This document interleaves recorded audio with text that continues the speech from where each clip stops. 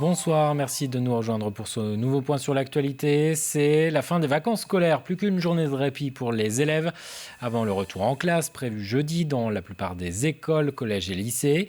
Les enseignants, eux, ont déjà préparé leur cartable. Certains professeurs ont même retrouvé le chemin de leur établissement pour la pré-rentrée. Grégoire de Châtillon a suivi la première journée au collège Saint-Joseph de Chantonnay. C'est le temps des retrouvailles dans la cour du collège, entre enseignants et personnel.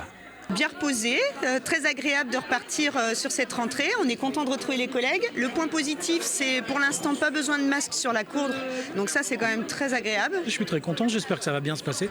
Si on a la possibilité d'avoir des cours les plus normaux possibles, c'est tout ce qu'on demande, que les élèves soient bien et que tous les enseignants soient bien aussi. Un moment aussi où chacun va se faire photographier pour le trombinoscope de l'école. Petit sourire de la rentrée, super. Parmi les nouveaux arrivants, ce professeur de PS qui enseignait jusqu'à présent à Fontenay-le-Comte et Saint-Hermine. J'ai été très bien accueilli par l'équipe de professeurs de PS et d'autres également. Ça va être, je pense, très intéressant. Il y avait aussi quelques personnes que je connaissais, quelques collègues que je connaissais déjà sur d'autres matières, d'autres disciplines. Donc je pense que ça va être une année agréable et j'ai hâte de découvrir les élèves aussi. Ils seront 838 élèves à faire leur rentrée jeudi matin au sein du collège Saint-Joseph de Chantonnay. Nous faisons le choix de faire 2 journées de pré-rentrée pour vraiment prendre le temps de la préparer, cette rentrée, en équipe. Si on veut bien accueillir les élèves, il faut prendre ce temps-là et éviter de courir. Du coup, mercredi, ça laisse une journée de libre pour les enseignants pour préparer individuellement leur rentrée ou faire ce qu'ils veulent en fait.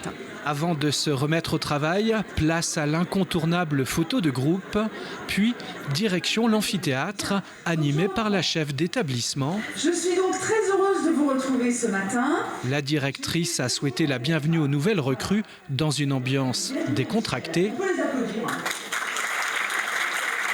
On a même eu le droit à une chanson d'anniversaire. Au programme de cette première réunion de pré-rentrée, la sécurité, le protocole et surtout les projets pédagogiques, puis enfin la présentation des objectifs et des consignes pour cette nouvelle année scolaire. Les documents sont prêts. Une rentrée scolaire marquée encore par le contexte sanitaire, c'est le niveau 2 qui s'appliquera en ce début d'année. Cela signifie port obligatoire du masque à l'intérieur, mais pas sur la cour de récréation. Et une fermeture de classe dès le premier cas positif, sauf au collège et au lycée où les élèves vaccinés pourront continuer à aller en cours. Les autres devront rester isolés chez eux. Par ailleurs, un dispositif sera mis en place par les établissements pour vacciner les élèves qui le souhaiteraient. Écoutez le recteur de l'Académie de Nantes. Nous avons adressé avec monsieur le directeur général de l'Agence régionale de santé un courrier aux familles pour inciter les familles à protéger leurs enfants, c'est-à-dire à les faire vacciner avant la rentrée scolaire, pour avoir une rentrée scolaire plus sereine.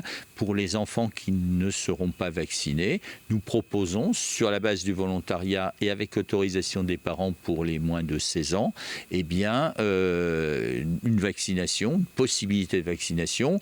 Alors, soit par des structures dédiées spécifiques au sein d'un établissement scolaire, soit plutôt au stade de l'organisation, en proposant un transport des enfants qui le souhaitent vers les centres de vaccination existants.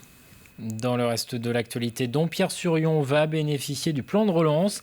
Une enveloppe va être attribuée à la ville pour la réhabilitation de bâtiments inhabités. À la place seront construits 12 logements sociaux et un local commercial.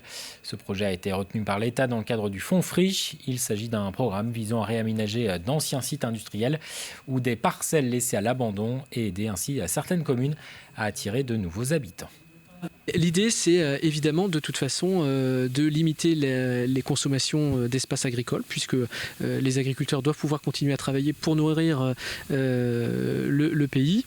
Et l'idée, c'est effectivement de permettre à des habitants qui recherchent parfois des parcelles plus petites ou des logements sans forcément avec beaucoup de terrain, de pouvoir s'installer dans le centre, à proximité des transports urbains, impulsion, à proximité des écoles, des commerces et des services publics.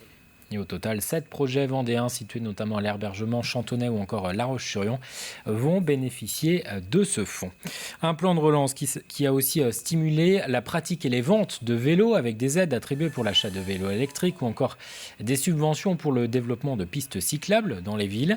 Une filière vélo donc en plein essor et c'est dans ce contexte qu'une délégation d'élus et de parlementaires était en déplacement à La Roche-sur-Yon au sein de l'entreprise Arcade Cycle de La Roche-sur-Yon. La filière, elle est pas naissante, mais elle a besoin vraiment d'aide pour se construire, se solidifier.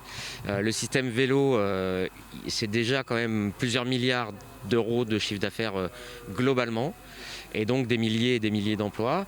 Et vous avez entendu les chiffres de croissance, c'est des chiffres de croissance à 2 chiffres. Donc l'enjeu économique, il est énorme, l'enjeu d'emploi, il est énorme. Et en termes de développement des territoires, là, les élus... Très sincèrement, on ne pensait pas qu'il y aurait autant d'élus qui seraient hyper intéressés et hyper motivés pour participer à ces journées. Au chapitre agriculture, la moisson des blés touche à sa fin. Cette saison 2021 aura été atypique, avec des gelées tardives et un été dans l'ensemble frais et pluvieux. Résultat, une récolte plutôt moyenne, même si le bilan s'annonce meilleur que l'an passé, surtout beaucoup plus favorable en Vendée que dans d'autres régions françaises. Reportage Albin Mouton.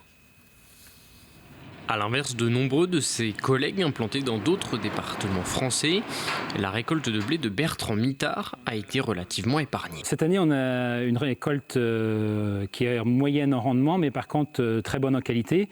On a vraiment du beau grain, on a quelques petits grains là, mais on a vraiment en général un grain avec des bons PS, au-dessus de la moyenne de 77, 78, alors que la norme est à 76. On a de la protéine, on est autour de 11,5-12. Ce qui donne un blé de bonne qualité. La production de céréales reste donc moyenne, mais nettement meilleure que l'année dernière, malgré la météo capricieuse de l'été. Par rapport à l'an dernier, on est mieux en rendement, parce que l'an dernier, on avait une année catastrophique, avec un excès d'eau dans l'hiver et des conditions de semis qui étaient très mauvaises, donc on avait des mauvaises implantations de culture, donc on avait une très mauvaise année. Cette année on est mieux, mais on sera dans une année moyenne, si on fait la moyenne des 5 à 10 ans, on va être dans une année tout à fait moyenne en rendement. Une situation générale sur l'ensemble du département. Il n'y a pas forcément d'endroits où la récolte a été catastrophique, puisqu'on avait beaucoup d'implantations de blé dues à l'automne qui étaient favorables. Donc dans la majorité des cas, les rendements sont corrects, on n'a pas de catastrophe. Nous appuyons pas sur notre sort qui est quand même correct par rapport à une année, sachant que les prix mondiaux sont là et donc les prix achetés pour le producteur répondent quand même à tout l'investissement qui a été fait sur une année culturelle. Et cette météo en grande partie nuageuse et pluvieuse depuis le début de l'été a par ailleurs permis le développement d'autres cultures. Tout ce qui est les cultures de printemps, donc maïs, tournesol, les pluies et le mauvais temps étaient bénéfiques pour ces cultures-là. Bon, qui ne sont pas récoltées aujourd'hui, mais qui ne sont pas en avance en termes de stade, mais qui sont vraiment prometteuses, parce que ce temps frais et humide leur a permis d'avoir un développement vraiment important. Donc, ce qui peut entrevoir une récolte correcte de tournesol et de maïs. Sur son exploitation de 140 hectares, Bertrand Mittard aura moissonné environ 70 quintaux de blé tendre, soit 7 tonnes par hectare de culture. Enfin, direction la plage. Pour terminer ce journal, rencontre avec Lou Doguet tout au long de cet été à la gare et son triporteur du côté de Noirmoutier, de Brême-sur-Mer et de Jars-sur-Mer pour vendre des crêpes en partie bio et vendéennes. Une démarche de circuit court pour un projet né pourtant à l'autre bout du monde, en Amérique du Sud. Lou Doguet avait lancé son concept de crêperie ambulante en Argentine avant d'être rattrapé par la pandémie. Cyril Guillet. Au guidon de son triporteur, Lou Doguet sillonne les plages du département. De Noirmoutier à Jars-sur-Mer, elle propose aux estivants des crêpes bio et vendéennes. Voilà, ça c'est mon quotidien d'installer tous les jours. Un concept qu'elle avait déjà expérimenté en Argentine. Donc je vendais des crêpes déjà faites à l'avance chez moi. Et je les vendais sur un plateau avec mon petit pot de dulce de leche qui était de Mar del Plata, là où j'étais. Puis j'ai fait toute une saison. Alors la saison là-bas, c'est de janvier à février. Après, je suis partie au Pérou pour des vacances après la saison et arrivée au Machu Picchu à la fin. Covid en Amérique latine, donc on ferme toutes les frontières. Donc voilà, rapatriement un petit peu en urgence en France. C'est pour toi, jeune homme. Moi, je la laisse là. Le temps qu'elle refroidisse, t'attends 5 petites minutes et puis après, c'est à toi. Et de retour en Vendée, elle décide de développer son concept en faisant l'acquisition de ce triporteur. Une nouvelle expérience pour cette éducatrice spécialisée de formation. Ça m'a permis de grandir, de réfléchir autrement. Parce qu'effectivement, faire des crêpes toutes faites et les amener avec un plateau en France, ça n'aurait pas été possible. Donc, le fait de le faire sur le Billig, voilà, c'était toute une aventure. Une aventure et un concept qui privilégie le bio et les circuits courts. C'est quoi l'huile de palme, les enfants? Il y en a qui savent ou pas? Pâte à tartiner.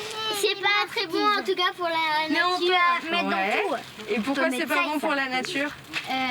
Parce que c'est dans la forêt et on coupe beaucoup d'arbres pour en avoir. Et ben voilà, tu vois, tu sais. Et puis bon, au niveau de la santé aussi, c'est pas terrible. Alors c'est 100% bio et pas 100% vendéen parce qu'on ne trouve pas encore du chocolat ou de la banane en Vendée. Mais le but était vraiment de faire marcher les petits producteurs en essayant d'être sur des fermes de proximité. On a la ferme de la Goulpierre, on a la ferme du Pé, on a le miel qui vient de la Ferrière avec leur Foucault. Et même si la saison se termine, ce triporteur a encore de beaux jours devant lui. Cet hiver, il sera présent lors d'événements ainsi que sur des zones artisanales et industrielles, avec cette fois-ci à son bord des galettes. Les prévisions météo pour ce mercredi, une journée ensoleillée, toujours du vent de secteur nord-est, soufflant en rafale jusqu'à 50 km/h.